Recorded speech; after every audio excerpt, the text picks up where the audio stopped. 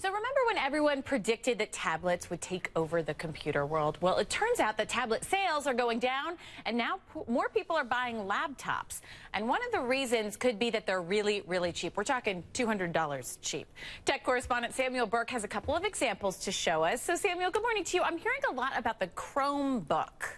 Yeah, it's not Windows and it's not Mac. It's Google's own operating system that runs on a variety of computers. I've been testing out the Samsung Chromebook 2. It costs between $200, $250. I did find it for $200, and I've been really pleasantly surprised. I thought it would be very difficult to get used to a new operating system, but I found that it was great. It boots up in about 10 seconds, so no more waiting for those logos to spin and whatnot. And it's really fast. It's really great at browsing. You need the internet to do most things on it, but most of what we do is online these days. The only real problems I found, although they weren't big problems for me, is it doesn't have software, so you can't install iTunes.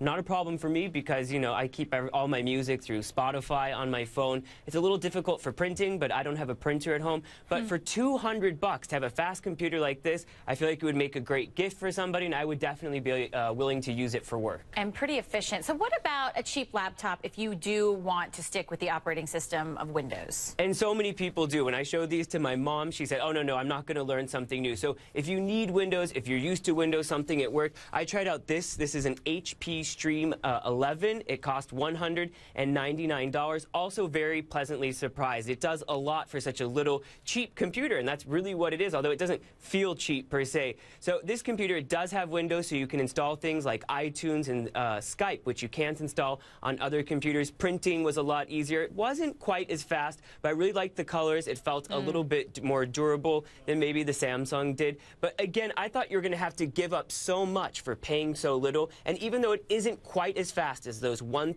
laptops, I will never go back to paying so much for a laptop after I've been trying out these two. I really was very impressed, Lynn. Well, that's good to know. And also a great idea for a gift that seems big but costs a little. I like that. Samuel Burke, thanks so much. Have a great weekend. You too.